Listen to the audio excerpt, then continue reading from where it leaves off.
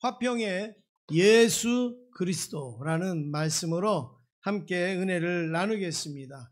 우리가 계속해서 에베소서의 말씀을 살펴보는데요. 이 로마서나 갈라디아서에서는 유대인과 이방인들이 표면적인 충돌이 있었습니다. 유대인과 이방인들이 겉으로 누가 봐도 다 충돌이 있고 다툼이 있고 갈등이 있는 것이 드러났습니다. 그런데 에베소 교회는 내면적으로 있었어요. 내면적으로. 겉으로 표출되지는 않았는데 내면적으로 어딘가 모르게 갈등 그리고 불편하고 어려운 그런 관계가 있었던 것이 사실입니다. 이것을 알고 있는 바울은 이 에베소 교회가 지금도 은혜롭고 지금도 충만하고 사랑스러운 교회지만 더 은혜로운 교회, 더 충만한 교회, 더 말씀에 세워지는 교회 되기 위하여서 오늘 이렇게 시간을 할애해서 에베소 교회가 이제 화평의 모습을 갖기를 원하는 마음으로 이 글을 쓰고 있다라는 내용입니다. 그래서 오늘 11절 말씀에 보면 바울이 에베소 교회에 이렇게 말합니다. 그러므로 생각하라. 그러므로 생각하라. 사람의 일어나는 일들 중에서 많은 일들이요, 생각하지 못해서 일어나는 일이 많습니다. 생각이 달라서 나타나는 일들이 많습니다. 생각이 바르지 못해서 일어나는 현상들이 많습니다. 그래서 우리가 뭐라고 그러죠, 흔히? 나 생각을 못했어. 나 잊어버렸어. 그런 거였어? 나는 그렇게 생각 안 했어. 이 생각을 못하거나 잘못하거나 차이가 나거나 하는 것들 때문에 삶 속에서는 여러 가지 갈등과 문제들이 일어나는 거죠. 그래서 우리도 하나님 앞에서 생각을 좀 하면 아무 문제도 아닌데 생각을 못하기 때문에 생각 없이 행동하고 또 생각이 다르게 행동을 하니까 우리의 삶 속에 여러 가지 갈등과 분쟁과 이런 문제들이 일어날 수 있는 거죠. 그래서 오늘 바울은 에베소 교회에 한번 좀 생각을 해봐라. 한번 뭔가 좀 생각을 해봐라. 그 내용이 오늘 본문의 내용입니다. 그래서 저는 오늘 이 말씀에 뭘 생각을 해야 될 것인가, 세 가지를 정리했습니다. 어떻게 생각을 해야 될 것이냐, 이게 지난주에 말씀하고 거의 구조상 비슷한 겁니다. 그래서 그 구조를 가지고 여러분들이 함께 살펴보면 첫 번째는 그때의를 생각하라, 이렇게 말씀합니다. 그때의를 생각해라.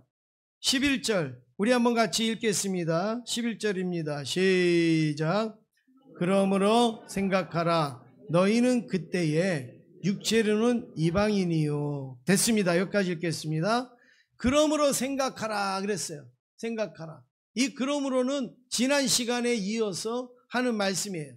지난 시간에 전에는 우리가 허물과 죄로 죽었던 자였고 뭐 이런 말씀을 나눴잖아요. 그러므로 생각을 해야 되는데 첫 번째로 뭘 생각하느냐, 그때에, 너희는 그때에를 생각하라는 거예요.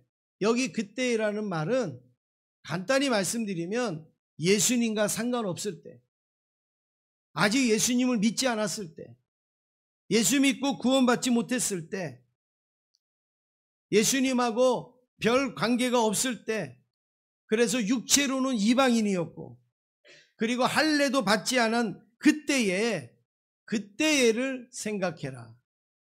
우리가 지금 예수 믿는 지금을 생각하지 말고 예수 믿기 전, 예수님과 상관없을 때, 예수님과 관계없을 때, 예수님의 구원이 나에게 이르지 않았을 때에 바로 우리가 이방인이었고 할례를 받기 전에 그때의 모습을 생각하라. 지금 바울이 이야기를 하고 있습니다.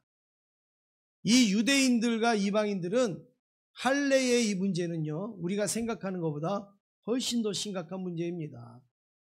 우리가 알고 있는 것보다도 훨씬 더 중대한 문제가 할례에 대한 문제인데, 왜냐하면 할례는 아브라함서부터 시작해요. 그리고 다윗에게도 나타나고 에스겔에서도 나타나고 이 중요한 문제 때문에 항상 걸리는 게 할례예요. 할례. 처음에 이 할례가 아브라함에 시작을 하는데요, 창세기 17장 7절에 보니까 하나님과 아브라함이 언약을 맺으면서 할례를 행했습니다. 한번 같이 읽겠습니다. 시작. 내가 내 언약을 나와 너 내 대대 후손 사이에 세워서 영원한 언약을 삼고 너와 내 후손의 하나님이 되리라. 하나님과 이스라엘 백성들이 어떤 언약을 맺었어요? 영원한 언약을 맺었어요. 후손에게 이르기까지 영원한 언약을 맺었어요. 근데 그 맺은 언약의 징표가 뭐예요? 징표가 뭐예요? 할례. 그러니까 얼마나 중요합니까? 하나님과 이스라엘 백성들의 영원한 언약의 징표가 할례예요. 그래서 이들은 이걸 너무 중요시 여긴 거죠. 얼마나 중요한지 다윗이요, 블레셋 골리앗과 싸울 때도 이 할례를 들먹입니다. 사무엘상 17장 26절에 보시면 같이 읽겠습니다. 시작.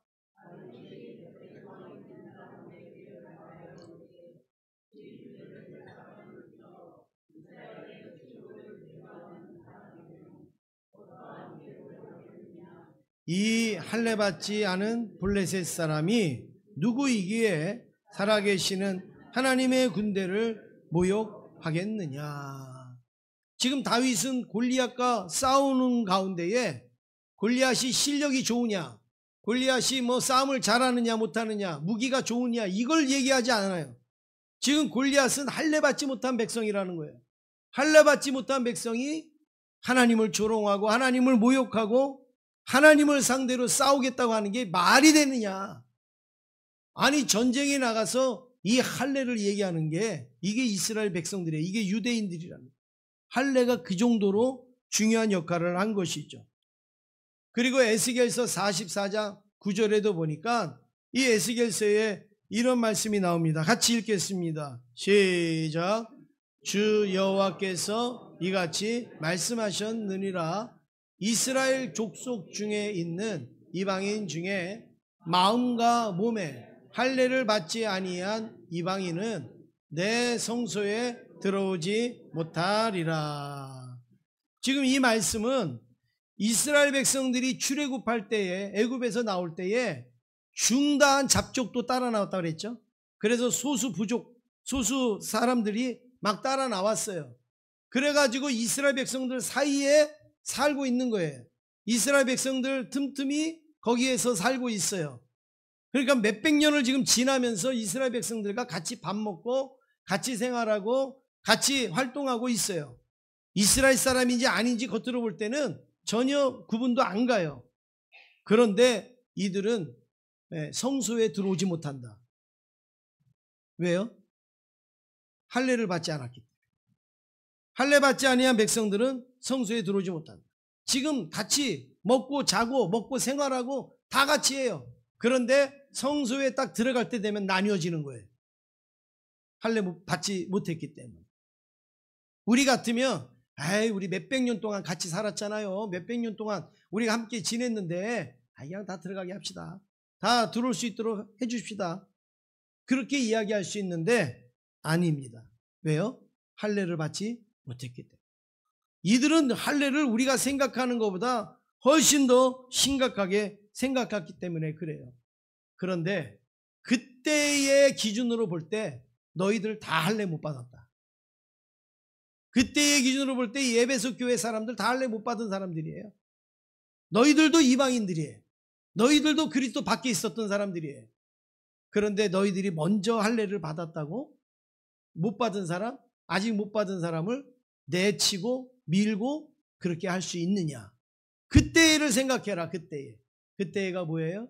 내가 할례 받지 못했을 때, 내가 그리스도 밖에 있었을 때, 내가 예수님 밖에 있었을 때, 그때의 우리를 생각하라. 그렇습니다, 여러분. 오늘날 우리가 살아가면서 그때를 생각을 해야 돼요. 제가 가끔 가다가 저희 부교육자 때 이야기를 제가 가끔 잘 말씀을 드리지 않습니까? 제가 우리 교회 개척하고 한 5년 정도 됐을까요?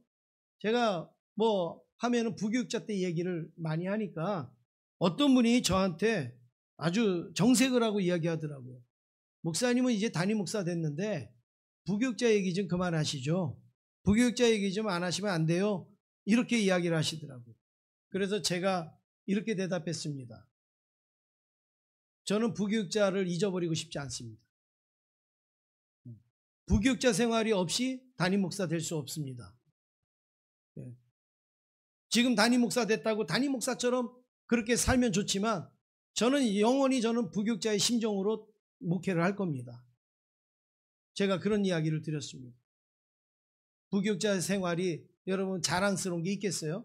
부교육자 생활이 뭐 잘난 게 있겠습니까? 맨날 고생한 얘기, 그리고 힘든 얘기, 눈물 흘린 거, 속상한 거, 어려운 거밖에 없어요. 근데 왜 제가 자꾸 그 이야기를 하느냐? 그 마음으로 목회하겠다라는 거예요. 30년이 지나도 40년이 지나도 너 부목사 때 그렇게 어려울 때 있었잖아? 부목사 때 그렇게 힘든 적이 있었잖아? 부목사 때 그렇게 하나님 앞에 매달린 적이 있었잖아? 그 마음으로 일하겠다는 거예요. 까마득히 잊어버리고 지금은 담임 목사니까, 지금은 나는 부교육자가 아니니까. 여러분, 담임 목사는 운전하면 안 되고, 담임 목사는 청소하면 안 되고, 담임 목사는 뭐 험한 일 하면 안 됩니까? 부목사 때는 하고 담임 목사 때는 안 해야 됩니까? 아니잖아요. 그 부목사 때 하던 거 담임 목사 때도 똑같은 마음으로 생각으로 행하겠다라는 말씀입니다. 이게 뭐예요? 그때를 생각해요. 우리는 그때를 너무 못 잊어. 우리나라 말에도 있잖아요. 개구리 언제적 몰라요? 올챙이적 몰라요. 내가 언제 하루아침에 개구리가 됐다고? 올챙이 때 그냥 발도 안 나오고 꼬리도 안 나오고 그냥 바둥바둥 거릴 때에 내가 그냥 어떻게 죽을지 떠내려갈지 모르던 그 시절을 전혀 모르고, 나는 지금 어느 날 개구리가 돼가지고 왕개구리가 돼서 지금 내가 이 개울에서 대장 노릇을 하는지 몰라도 여러분 올챙이 쪽의 시절을 알아야지. 지금 바울이 에베소 교회에 하는 말씀이 바로 그겁니다. 그때를 생각해봐라. 너희들이 할례를 안 받았을 때, 너희들이 이방으로 있었을 때, 너희들이 하나님 밖에 있었을 때 생각을 해봐라. 언제부터 너희들이 할례를 받았고 언제부터 너희들이 하나님의 백성으로 살았는가? 사랑하는 성도 여러분, 혹시 지금 내가 지내면서 불편한 게 있고 또 어려운 게 있고 속상한 게 있거든, 여러분 그때를 좀 생각할 수 있기를 간절히 원합니다. 그때에 다 이해가 됐던 거, 그때에 다 넘어갔었던 거, 그때에 다 허락이 됐던 거. 그런데 지금은 달라진 거예요. 지금은 바뀐 거예요. 여러분 왜 그렇습니까? 그때를 생각하라. 그 다음에 두 번째는 뭘 생각해야 될까요? 이제는을 생각해라. 이제는을. 오늘 13절 말씀 같이 한번 읽겠습니다. 13절입니다. 시작. 이제는 전에 멀리 있던 너희가 그리스도 예수 안에서 그리스도의 피로 가까워졌느니라. 여기 이제는 앞에 접속사가 붙어 있어요. 그게 뭐예요? 그러나예요. 그러나. 전에는 너희가 하나님 밖에 있었고 외인이었고 그랬지만, 그러나 이거예요. 그러나 이제는 달라졌다는 거예요. 이제는 멀리 있던 너희가 그리스도 예수 안에서 가까워졌다. 이제는 하나님의 가족이 되어졌다. 이제는 하나님의 백성이 되어졌다. 이제는 구원받은 자가 됐다. 예수님과 관계 있는 자가 되었다라고 말씀하고 있습니다. 믿습니까? 그래요. 지금은 내가 이제 하나님과 가까워졌어요. 내가 예수 안에서 살아요. 내가 은혜 아래서 살아요. 어떻게 이런 반전이 일어날 수가 있겠습니까? 하나님이 가끔 조는 분들을 위해서 이렇게 또 반전을 일으켜 주시는 거죠. 놀라신 분은 심하게 좋은 분이고, 조금 덜 놀라신 분은 좀 덜 좋으신 분이고, 그래도 꿋꿋하신 분들은 그래도 정신을 좀 차렸던 분들이라고 그렇게 여겨집니다. 어디에 했죠? 이 멀리 있었던 이방인들이 이제 그리스도 안에서 가까워졌어요. 어떻게 그렇게 될 수 있는가? 왜 그때는 그랬는데 왜 이제는 그렇게 됐습니까? 그 이유가 뭐죠? 오늘 13절을 다시 한번 화면을 한번 보여주세요. 한번 보여주시면 여기 이렇게 말하고 있습니다. 그리스도 예수 안에서 무엇으로 가까워졌다고요? 그리스도의 피로 가까워졌다. 그러니까 예수님의 보혈, 예수님의 피, 예수님이 우리를 위하여 죽으심이 없으면 우리는 여전히 그때예요. 그때 하나님 밖에 살았어야 돼요. 그런데 예수님의 피로 우리가 예수님 안에서 우리가 이제 하나님의 자녀가 되어졌고 구원받은 자, 그리고 하나님의 은혜에 이르는 자가 되어진 것이죠. 우리의 노력입니까? 우리의 열심입니까? 내가 이렇게 되기 위하여, 이제는 이렇게 되기 위하여서 여러분들이 뭐 하신 게 있습니까? 아무것도 없잖아요. 예수님이 죽으신 것밖에 없어요. 예수님이 피를 흘리신 것밖에 없습니다. 그래서 예수님의 보혈로 우리가 은혜를 입었는데, 이거를 바울이 14절에서 이렇게 표현을 합니다. 같이 읽겠습니다. 시작. 그는 우리의 화평이신지라 둘로 하나를 만드사 원수된 것 곧 중간에 막힌 담을 자기 육체로 하시고. 우리 예수님께서 화평이라, 그래서 둘을 하나로 만드셨다. 그리고 원수된 것을 하나로 만드셨는데 중간에 뭘 하셨다고요? 막힌 담을 하셨다. 담이 있으면 이게 둘로 될 수밖에 없잖아요. 담이 있으면. 근데 이 담이 우르르 무너졌어요. 그러면 하나예요. 이제 하나. 그 담이 무너졌기 때문에 그걸 바로 예수님이 보혈로 그 담을 하셨다라는 거예요. 그 담을 무너뜨렸다. 여러분이 잘 아는 것처럼 예수님이 십자가에서 다 이루었다라고 할 때에 그 지성소와 성소 사이에 있던 휘장이 어떻게 됐어요? 위에서부터 아래로 쫙 찢어졌잖아요. 요즘 우리가 새벽에 출애굽기의 그 성막에 대해서 살펴보는데, 여러분 그 휘장이요 그냥 아주 약한 천으로 만드는 게 아니에요. 아주 뭐 가늘게 꾼 배실들을 막 엮어갖고 그래서 휘장을 만드는 거예요. 여러분 이거는 보통 해갖고 찢어질 게 아니에요. 그리고 찢어지면 큰일 나기 때문에 아주 튼튼하게 만들어야 되는 거예요. 그런데 그게 예수님이 십자가에 죽으심으로 쫙 찢어졌다. 그게 바로 상징적인 의미 아닙니까? 예수님의 십자가의 그 죽으심이 우리와 하나님과의 막힌 담을 완전히 허물게 되는 그런 은혜를 주셨다라는 말씀입니다. 그래서 15절에도 보니까 법조문으로 된 계명의 율법을 폐하셨으니 이는 이 둘로 자기 안에서 한 세 사람을 지어 화평하게 하시고 이랬습니다. 그러니까 예수님이 여기서 죽으신 것은 법조문으로 된 율법을 뭐 하게 된 거예요? 폐한다. 폐했다. 그러니까 율법을 폐했다. 이 말씀을 잘못 이해하면 예수님은 율법을 없앴다 이렇게 이해하는 분들이 있어요. 그렇게 선포하는 목사님들이 계세요. 여러분 이거 아닙니다. 예수님은 이제 율법을 이제 버리셨다. 이제는 예수님이 오시니까 율법은 필요 없다. 막 이렇게 극단적으로 말씀하시는 분이 있어요. 근데 여기서 폐했다라는 말씀은 어떤 내용이냐면 이런 내용입니다. 이제 효력이 없어졌다 이 얘기예요. 효력이 없어졌다. 무슨 말씀인가 하면 우리가 집을 사기 위하여서 집을 사기 전에 우리 뭘 쓰죠? 계약서를 쓰죠. 그래서 이거는 1,000만 원에 내가 사겠습니다. 내가 1,000만 원에 팔겠습니다. 그리고 계약서를 쫙 써요. 그러면 내가 그 집에 들어가기 전까지 이 계약서가 중요합니까? 안 중요합니까? 중요하죠. 내가 그 집에서 나오기 전까지 이 계약서가 중요합니까? 안 중요합니까? 중요하죠. 그래야지 그 날짜에 내가 이사도 가고 그 날짜에 내가 이사도 나가고 하지 않겠어요? 그러니까 이 계약서가 굉장히 중요해요. 그런데 이제 돈을 다 치르고 내가 들어가고 그 사람이 나왔어요. 그러면 이 계약서가 중요할까요? 안 중요할까요? 이젠 별로 중요하지 않아요.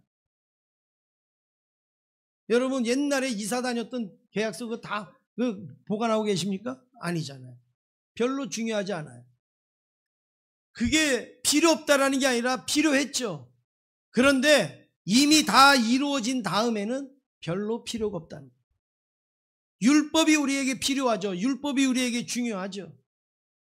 그런데 그 예수님이 오셔서 십자가의 죽으심으로 말미암아 이제 그 율법의 효력이 끝난 거예요. 그리고 이제는 예수님의 효력이 작용하고 있는 거예요.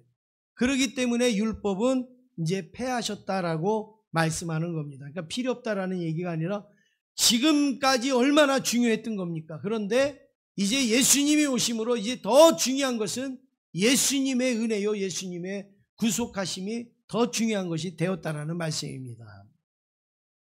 그래서 이제 예수님의 보혈로 우리는 하나님과 우리와의 막힌담이 허물어졌어요. 이제는 하나님 앞에 아무나 누구든지 나갈 수가 있어요. 우리가 하나님 앞에 기도할 수 있는 거, 우리가 하나님 앞에 예배 드릴 수 있는 거, 여러분 귀찮게 여기십니까? 불편하게 여기십니까? 이게 은혜입니다. 이게 은혜. 구약 성도들은 드리고 싶어도 못 드렸어요. 그렇게 하나님 앞에 기도하고 싶어도 못했어요. 대제사장이 대신해 줬어야 돼요. 그런데 우리는 지금 우리가 할 수 있지 않습니까? 이게 얼마나 큰 은혜고 큰 축복입니까? 그래서 고린도후서 5장 17절에 보면 바로 이제 우리의 이 모습은 새롭게 됐다라는 것을 말씀합니다. 다 아시는 말씀인데 같이 한번 읽겠습니다. 시작.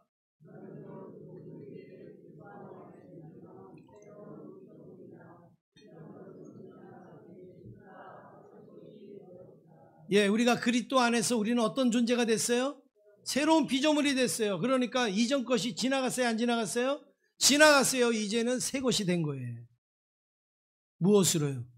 예수님의 보혈로, 예수님의 피로, 예수님의 구원하심으로 우리는 새롭게 됐어요. 그래서 예수님의 십자가는 크게 두 가지의 화평을 가져옵니다. 하나는 하나님과 우리와의 화평을 가지고 와요. 그리고 또 하나는 뭐예요? 이웃 간의 화평을 가져와요. 그래서 이 십자가의 이 모습을 보면 하나님과 우리와의 화평, 그리고 이웃과의 그 화평이 십자가의 은혜입니다. 그래서 만약에 우리가 하나님과 화평하지 못하다면, 이웃과 형제와 화평하지 못하다면 어떤 결과가 되는가? 십자가에 못 박히신 예수님에게 다시 못 박는 일이에요.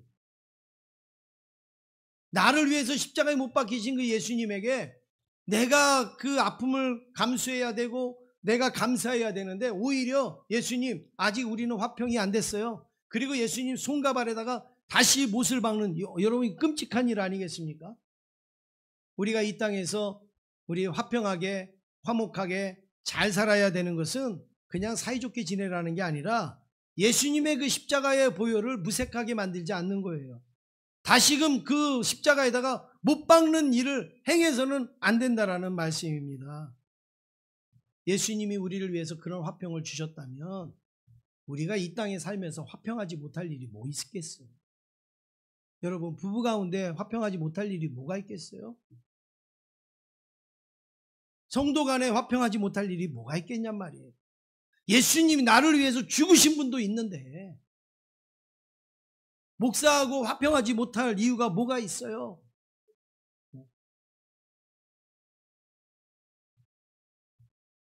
하나 되지 못할 일이 없습니다. 나뉘고 다투고 분쟁할 일이 아무것도 없는 거죠. 중요한 것은 유대인이나 이방인이나 다 예수님의 십자가 앞에서 화목을 이룰 수 있다는 사실입니다. 그 아르헨티나하고 브라질에 가보면, 저는 아직 못 갔는데 많이 알려진 곳입니다. 그 리오에 예수상이라고 큰 십자가가, 어마어마하게 큰 십자가가 있습니다. 저 십자가가 만들어진 배경은 아르헨티나하고 브라질이 정치적으로나 아니면은 뭐 축구 관계에서나 뭐 여러 가지로 싸움을 많이 했어요. 전쟁을 많이 했어요. 그래서 서로 뭐 무기를 만들고 그리고 또 무기를 사용하면서 서로 많이 싸웠던 거예요. 그런데 어떤 계기인지 몰라도 우리 싸우지 말자, 우리 이제 잘 지내자, 우리가 다 하나님을 믿는데, 우리 예수님이 화평케 하기 위해서 오셨는데 우리가 왜 싸우냐, 싸우지 말자. 그래서 화해하기로 화해를 다 한 다음에 그러면 우리 싸우기 위해서 만들었던 무기 다 꺼내라. 다 꺼내가지고 다 녹여요. 그래서 만든 게 저 예수상이에요. 예수님이 하나님과 우리, 그리고 우리와 우리 사이를 화목하게 하기 위해서 오셨는데 왜 우리가 싸우는가? 그래서 이 십자가를 만들어 놓고 우리가 화목하자, 화평하자. 그래서 저 사진을 보면요, 이렇게 한쪽 끝은 브라질, 예수님의 손 한쪽 끝은, 그리고 한쪽 끝은 아르헨티나를 이렇게 가리키고 있대요. 그래서 예수님을 중심으로 서로 화평하는, 예수님을 중심으로 서로 하나 되자. 이게 모든 전 세계 사람들에게 주는 메시지가 어마어마한 거죠. 그래서 그 지역을 관광하는 사람들은 다른 데는 못 가도 여기는 꼭 가서 사진도 찍으면서 또 화목을 다지고 화평을 다지는 그런 결심과 결단을 한다고 말하고 있습니다. 여러분, 그렇습니다. 십자가를 우리가 세우지 않더라도 우리의 삶 속에는 하나님과 우리와의 그 화평, 그리고 우리 주변과의 화평이 바로 십자가의 정신이고 십자가의 은혜입니다. 그때에는 우리가 하나님 밖에 있었지만 이제는 하나님 안에 있잖아요. 이제는 그 예수님의 그 십자가의 영향권 안에 있단 말이죠. 그래서 우리도 가는 곳마다 화평하고 화목의 정신으로 살아가야 될 줄로 믿습니다. 어느 전라도 여자분하고 또 경상도 남자분하고 서로 좋아갖고 사귀다가 결혼을 했대요. 그래갖고 결혼해서 알콩달콩 막 재밌게 막 사는데 이제 그 남편이 아내를 생각해가지고 감자를 팍 삶아가지고 그리고 이 아내한테 여보 내가 감자를 쪄왔으니까 이거 먹으라고 그래서 이 삶은 감자를 딱 줬대요. 그랬더니 아내가 얼마나 좋아요. 남편이 이런 것까지 이렇게 해오니까. 그래갖고 감자 맛있겠다 그래서 탁 했는데 옆에 하얀 이렇게 그 종지에 하얀 게 있어서 이게 이제 소금인가 보다 해갖고 딱 찍어서 딱 먹었는데 설탕인 거예요. 그래갖고 이 아내가 여보 감자를 먹는데 이거를 소금을 갖고 와야지 설탕을 갖고 오냐고. 아니 그 설탕 찍는 거 아니야? 우리 전라도에서는 이거 소금 찍어 먹는다.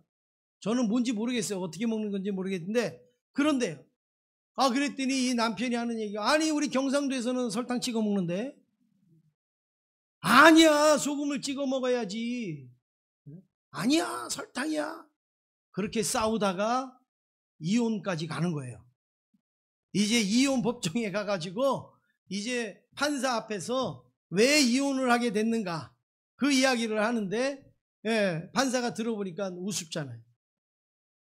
그 감자를 놓고 먹다가 이 아내는 소금 찍어야 된다고 그리고 이 남편은 설탕을 찍어야 된다고. 그리고서 막 우리 경상도는 전라도는 이러면서 막 하더라는 거예요. 그래갖고 이 판사가 이렇게 듣더니 이렇게 얘기하더래요. 우리 강원도에서는 고추장 찍어 먹는다고.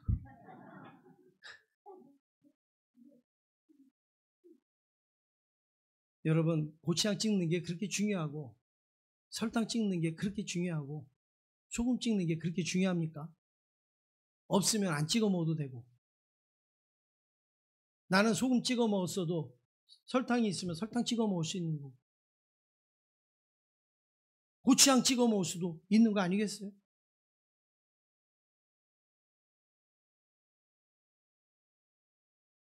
제 아내가 얼마나 시집을 잘 왔는지 제가 한 가지만 얘기해요. 다른 거는 얘기하면 안 되고 그거 한 가지만 얘기할게요. 저는 쌀이 뭐 보리쌀인지 콩인지 뭐 아니면 현미인지 쌀인지 저는 아무것도 가리지 않습니다.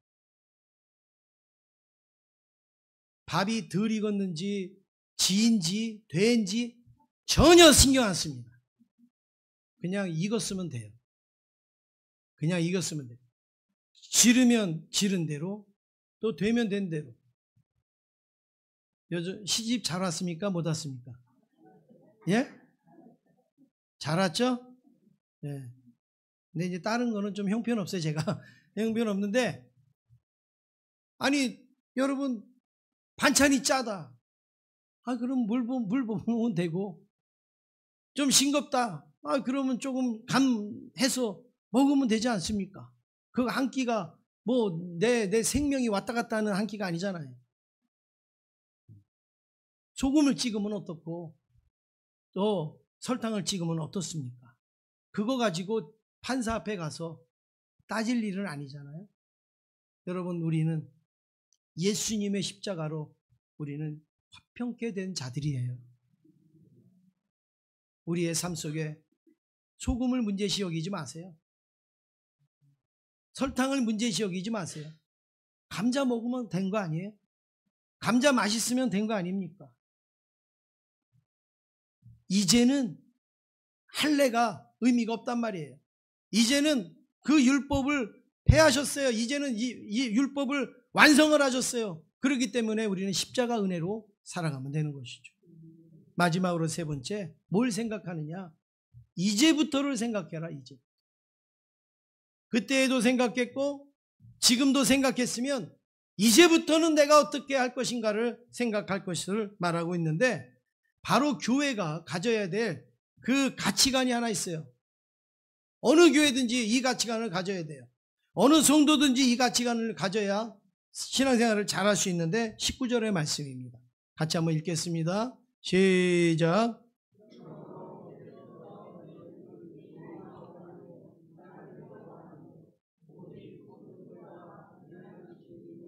하나님의 권속이라. 예. 여기 보면 그러므로 이제부터 너희는 뭐도 아니라고요? 외인, 손님이 아니라는 거예요. 그리고 누구도 아니에요? 나그네, 한번 왔다 가는 나그네도 아니에요. 우리는 모든 성도들과 함께 어떤 사람들이에요? 동일한 시민이에요. 그리고 하나님의 권속이에요. 다 똑같은 거예요. 다 똑같은 거예요. 이게 교회의, 또 우리 성도들이 가져야 될 가치관입니다. 예수 그리스도로 화평케 된 교회 안에는 외인이 없는 거예요. 나그네가 없는 거예요. 다 동일한 시민이고 다 하나님의 권속이고 한 가족이죠. 나는 모태신앙인데, 그게 그때는 필요하지만 지금 의미가 없어요. 나는 예수 믿은 지 50년 됐는데 그때 필요하지 지금 필요 없어요. 나는 예수 믿은 지 나는 일주일밖에 안 되는데, 그러면 우리가 지금부터 시작이 되어지는 거예요. 다 한 가족이에요. 여러분, 할아버지도 한 가족이고 오늘 태어난 아이도 한 가족이잖아요. 나는 어떤 일을 맡았으니까, 나는 아무것도 안 맡았으니까. 그렇지 않습니다. 중요한 일을 맡았든 맡지 않았든 내 직분이 무엇이든 상관없이 우리는 다 하나님의 한 가족이고 권속이고 하나님의 동일한 시민인 줄로 믿습니다. 그렇다고 제가 이 질서를 무너뜨리라는 게 아니에요. 장로님이나 나라 뭐 똑같네 뭐. 네, 그러는 게 아니에요.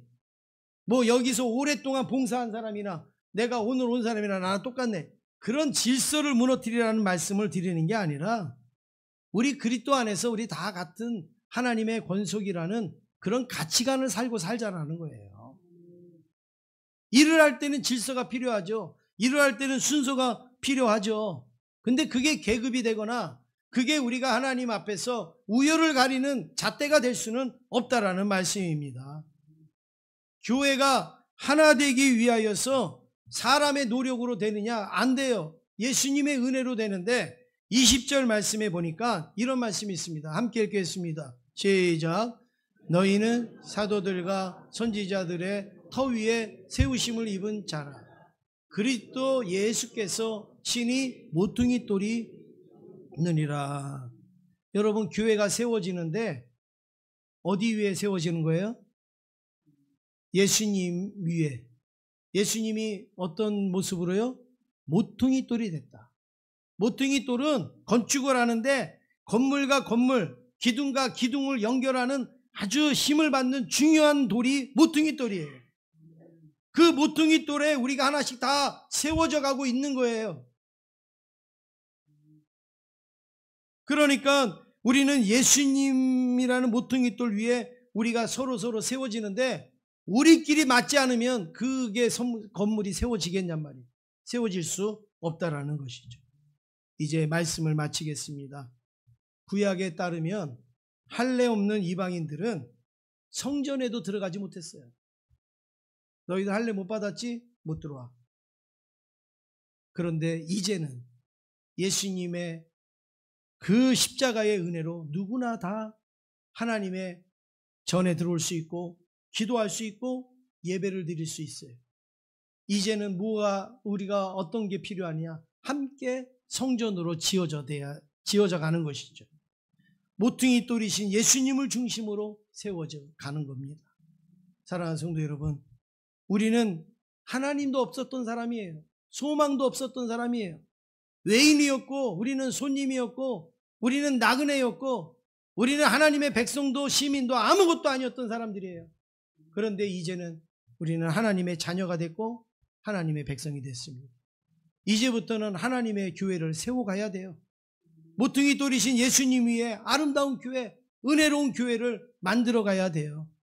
그러기 위해서는 십자가의 정신으로 화평케 하신 그 예수 그리스도로 소금이냐 설탕이냐를 중요시 여기는 게 아니라 내가 지금 은혜로 이 감자를 먹고 있다라는 이 마음으로 브라질과 아르헨티나에 세운 그 십자가와 같이 우리의 삶 속에 항상 십자가를 세워놓고 하나님과 화목한가, 이웃과 화목한가를 늘 생각하면서 하나님의 권속으로 승리하는 저와 여러분 되기를 주의 이름으로 축원합니다.